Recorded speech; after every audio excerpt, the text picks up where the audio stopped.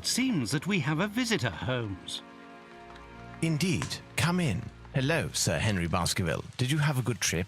But how do you know who I am? I had not announced my visit. By looking at your dress, it is totally unsuited to our wet English weather. This allowed me to deduce that you came here in a hurry and carrying the bare minimum in your luggage. Then there is a blue ink stain on your thumb, the same blue ink used by the passenger service at Waterloo Station to print their tickets. Your ticket has stained your thumb because of the rain. Also, my attention was attracted to your cufflinks with the initials HB, but still I had not yet made the connection with the famous Baskerville family. It is by remembering a Times article that I deduced your identity. It was telling of the odd death of Charles Baskerville and the likely return of his nephew and only heir, Henry. Brilliant. Your reputation is well-deserved, Mr. Holmes. But let me explain the purpose of my visit. You do not believe in legends, and you would like to clear the circumstances of your uncle's death. You need a factual, logical, and rational explanation of what some call the curse of the Baskervilles. And who else, in all modesty, but Sherlock Holmes and his faithful friend Dr. Watson would be able to solve such a mystery? Watson, my friend, pack your bags. We're leaving for Baskerville Hall. Tell us about the curse of the Baskervilles, Henry. Its origin dates back to my ancestor, Hugo Baskerville. It is said he was a vile person who earned the wrath of the devil. After his death, all our ancestors seemed to come to bad ends at Baskerville Hall. At the scene of each death, there were always dog or wolf tracks, but gigantic. Thus, over the centuries, a legend was built, that of a creature from hell, the Hound of the Baskervilles. My uncle was sure that it was a reality. He was convinced that the beast would take him sooner or later, as it took all those our lineage. With his last letter, he sent me this medallion. According to Charles, it was needed to break the curse of the Baskervilles, but he did not know how to use it. Do you believe in this legend, Mr. Holmes? We'll have to exhaust all other hypotheses before falling back on that one. Baskerville Hall in sight.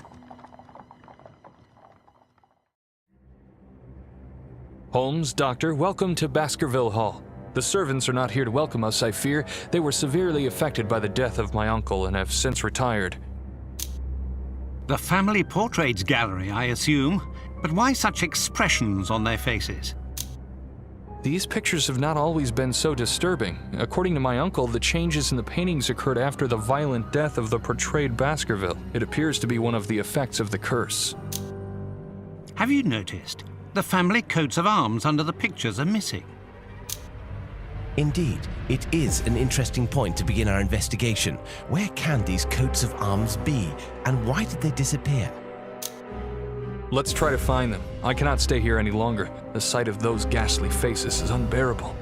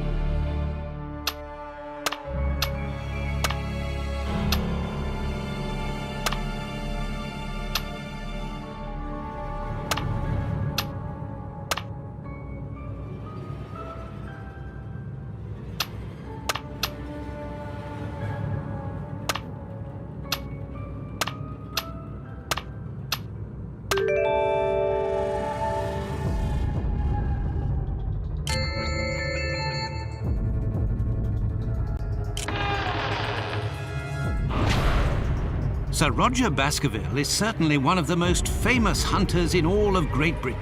Indeed, Dr. Watson, my grandfather spent a large part of his life traveling the colonies of the Empire to stalk the largest predators in the world. Let us try to learn more about the tragic death of Sir Roger Baskerville. Such a distinguished hunter could not possibly have been killed by a simple dog.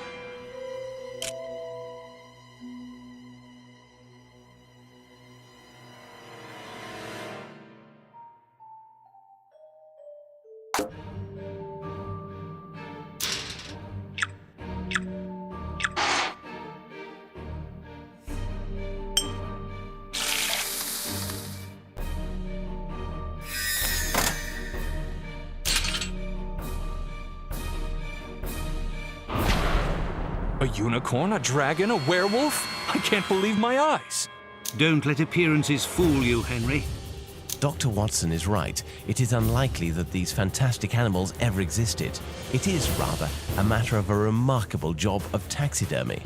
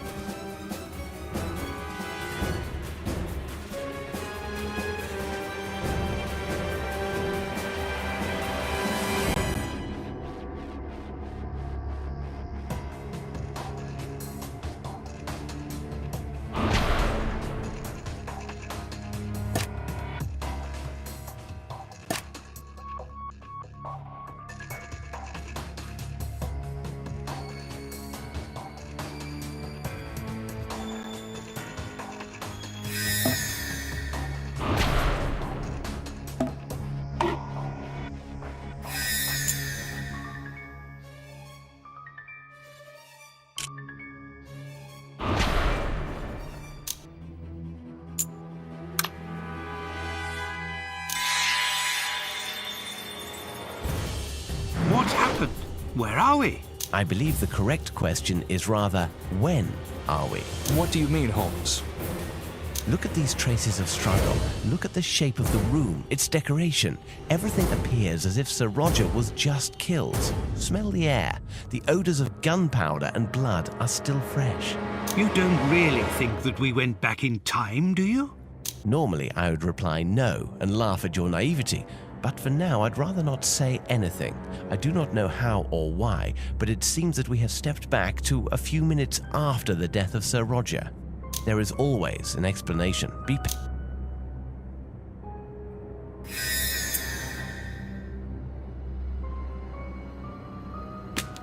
Look at this copy of the Times. It's almost 90 years old. Either it is perfectly kept, or we are really at the beginning of the century.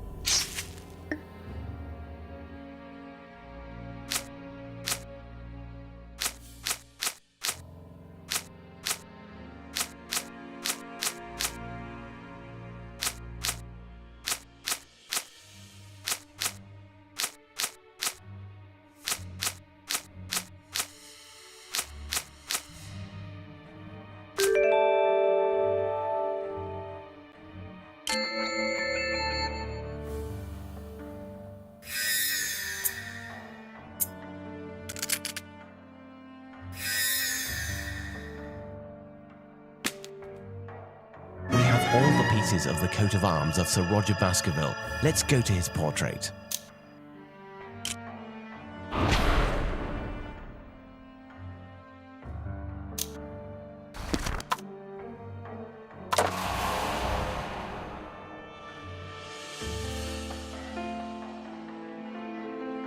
The painting seems to be regaining its...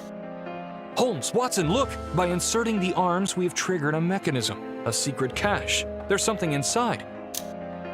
The diameter of this jewel seems to perfectly match the empty slot on the medallion. I think Sir Roger has given us an important element for our investigation. Look, there's a note in the back of the jewel.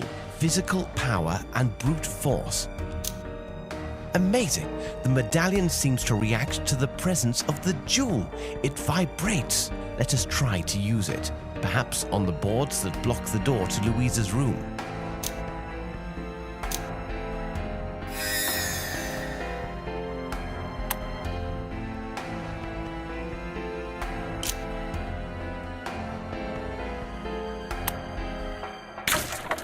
Indeed, it seems that the powers of this locket give us interesting perspectives. Powers? Dear friend, let's not sink into superstition.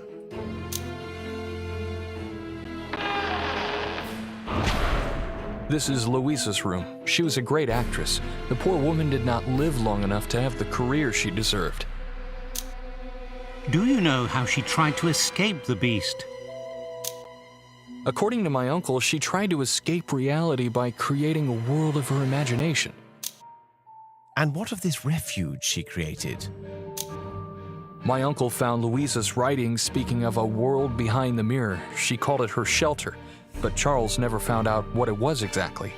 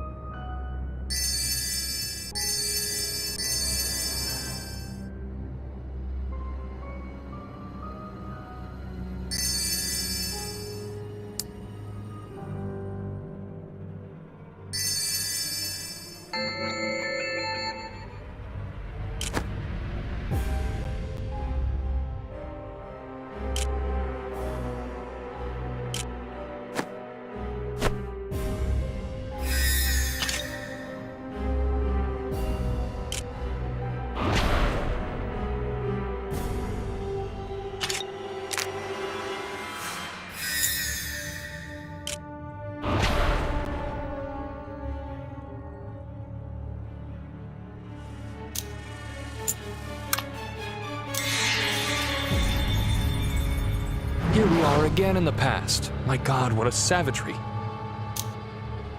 brutal crime, Henry. A brutal crime. Sadly, it reminds me of our investigation of the crimes of the Ripper of Whitechapel. Awful.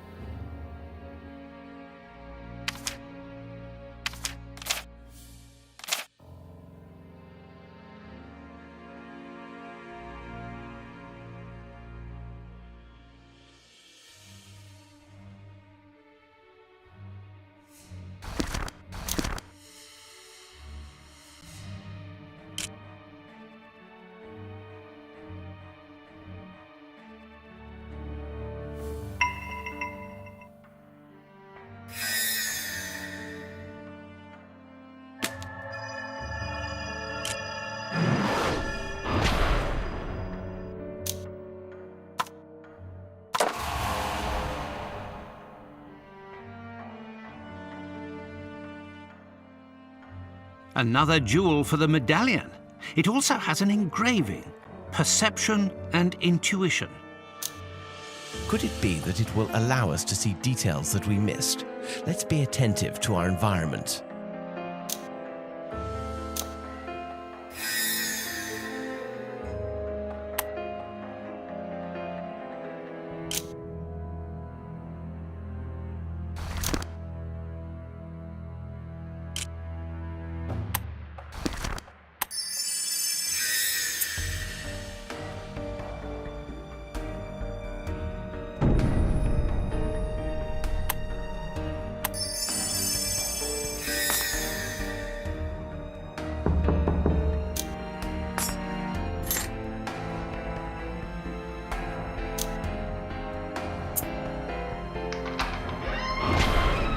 The kitchen. This place will be very useful to us if we are to remain several days here. Several days in this sinister place? Dear Holmes, I must confess, sometimes I have difficulties in understanding your humour. I think I remember this kitchen. As I recall, I was in the habit of stealing pastries as a child. How surreal this all seems.